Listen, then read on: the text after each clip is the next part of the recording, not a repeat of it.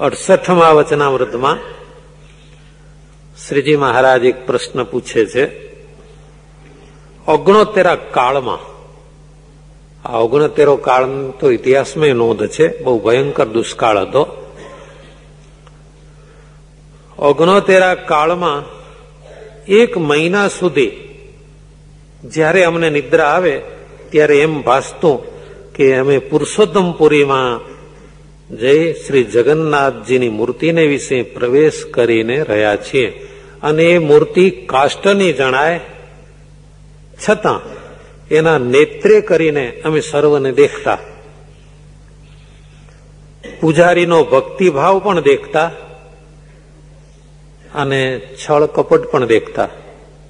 પૂજારીનું છળ કપટે હોય તો ભક્તોમાં નહીં હોય? ભગવાન બધાનું દેખે.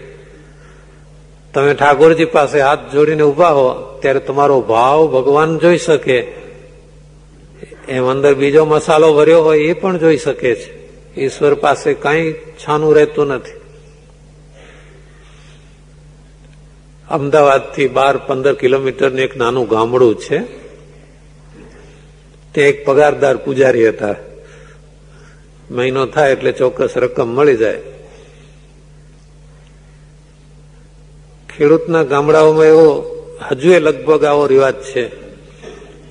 સવારે મંદિરે આવે ત્યારે જેને ઘેર ભેંસો હોય, દૂધણું, નાની લોટી મંદિરમાં લેતા આવે ભગવાનને ધરવા. દૂધની લોટી ભલે 100 ગ્રામની જ હોય, પણ એટલું દૂધ એ ઠાકોરજી માટે લેતા આવે.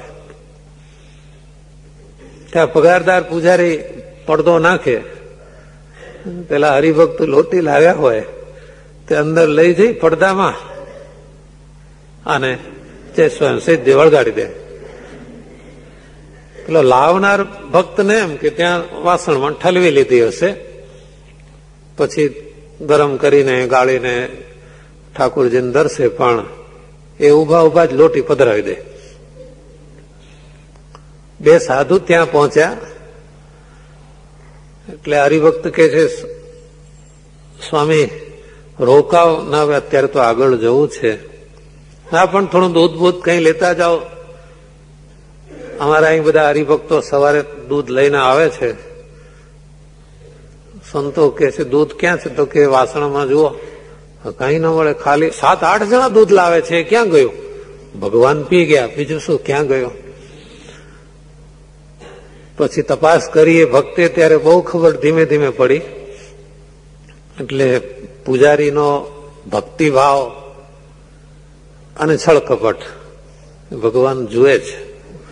ભક્તના ભક્તિભાવ, છળકપટ એ પણ ભગવાન જુએ છે.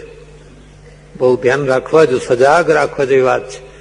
પણ પૂજારી પૂજા કરે છતાંય જો એના અહીંયાના છળકપટ હોય તો ભગવાન જરા જલ્દી એને માફ ન કરે. એટલે તો આપણા ગ્રંથોમાં લખ્યું છે કે 3 જણાનું કલ્યાણ એના હાથમાં, ભગવાનના હાથમાં નહીં. કયા 3 જણા જાણો છો? કોઠારી, ભંડારી ને પૂજારી, કલ્યાણ ના નહીં અધિકારી. એટલે કે આ 3 જણા જો સાવધાન ન રહે તો એનાથી અપરાધ વધુ થઈ જાય છે. પૂજારી પૂજામાં ભગવાનનો પ્રગટ ભાવ ભૂલે. કોઠારી મંદિરોના વહીવટ કરવામાં કદાચ કહેશે કઈ નહીં, અહીં તો ઘણું આવે છે, 5 રૂપિયા આમ કે આમ, એમાં શું, આ ખિસ્સામાં કે આ ખિસ્સામાં આવે, એમાં ક્યાં આવે ભગવાનને ક્યાંય અડે છે, તો એનું પણ અકલ્યાણ થાય.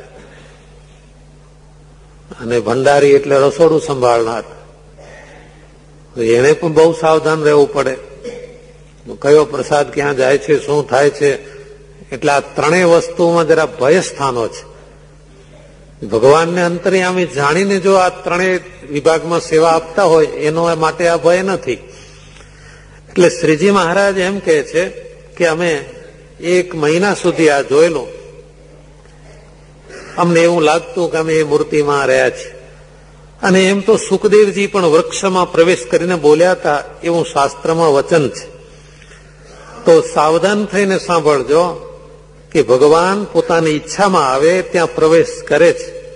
તો પરમેશ્વરે પોતે પોતાને પૂજવા માટે જે મૂર્તિ આપી હોય એ મૂર્તિમાં ભગવાન સાક્ષાત પ્રવેશ કરીને વિરાજમાન રહે છે.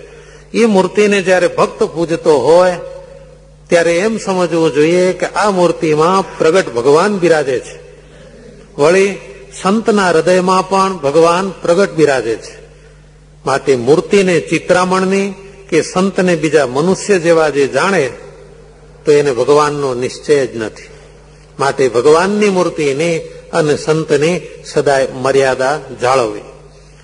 જેને આવો નિશ્ચય નથી એનું કલ્યાણ થશે કે નહીં થાય, ત્યારે સંતો કે છે મહારાજ એનું કલ્યાણ નહીં થાય.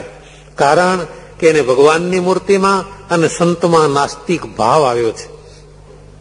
મુક્તાનંદ સ્વામી કહે છે મહારાજ આવું નાસ્તિકપણું હોય કે ભગવાનની મૂર્તિનો મહિમા ન રહે, સંતનો ન રહે, તો આ નાસ્તિકપણાનો હેતુ કોઈ કર્મ છે કે કુસંગ? સ્વામિનારાયણ ભગવાન કહે છે નાસ્તિકનો પ્રસંગ અને નાસ્તિકના ગ્રંથો સાંભળવા કે વાંચવા એ જ એનું કારણ છે.